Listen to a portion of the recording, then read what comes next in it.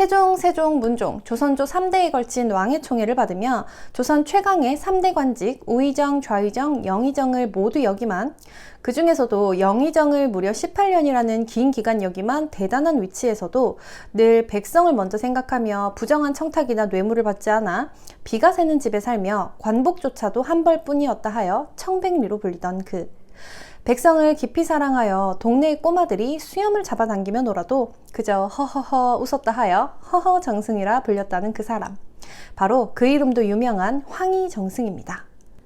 이러한 황희의 능력을 세종대왕은 깊이 아껴 이제는 좀 내려놓고 쉬고 싶다는 황희의 사직서를 절대 받아주지 않았다고 합니다.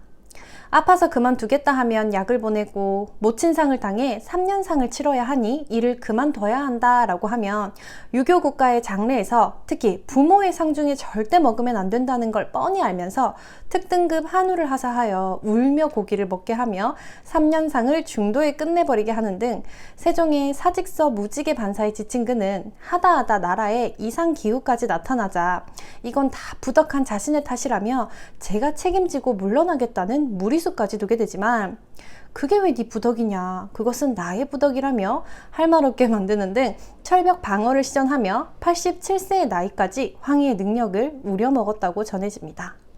하지만 이런 황희가 오히려 세종에게 파면을 당했었다는 사실, 네, 분명히 세종에 의해 황희가 해고를 당했던 기록이 실록에 남아 있습니다. 이 일의 시작은 서달이라는 자의 악행에서부터였습니다.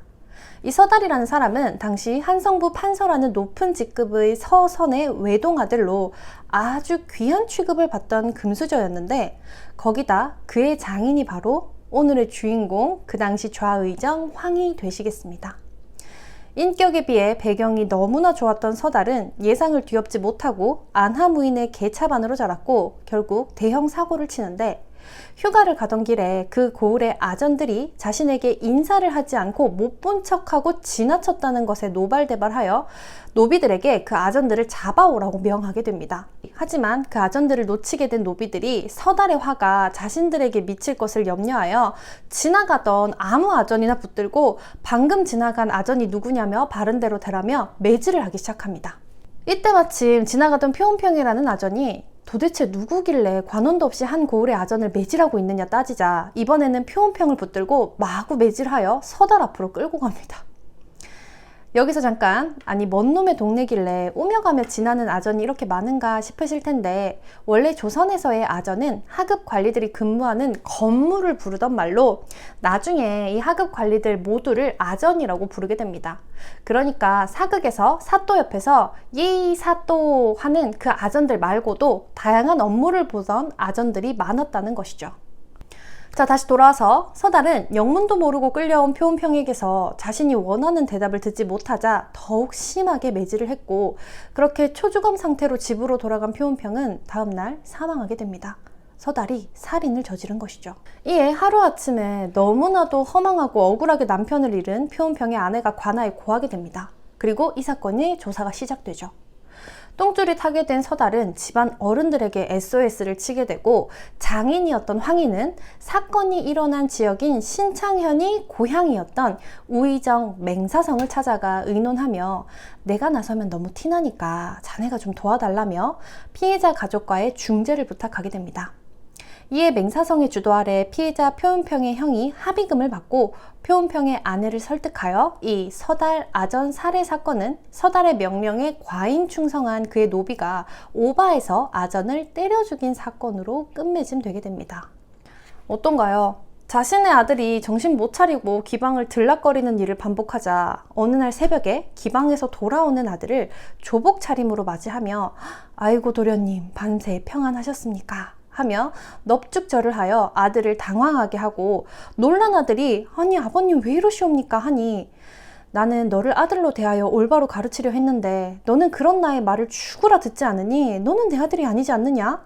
너는 그저 내 집에 온 손님이니 예를 갖춘 것일 뿐이니라 하는 충격요법으로 아들에게 깨우침을 주어 그 아들은 정신을 차리고 훗날 재상이 되었다더라 라고 알려진 이야기 속의 엄한 아버지의 모습과는 너무너무나 반대되는 모습이죠.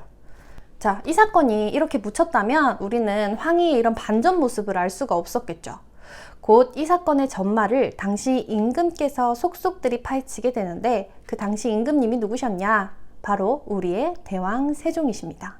보고된 사건 정황에 이상함을 느낀 세종이 이를 추궁하여 사건의 전말이 드러나게 되었고 배후에 황희가 있었다는 것을 알게 된 세종이 크게 노하여 그를 파면시켰다고 합니다.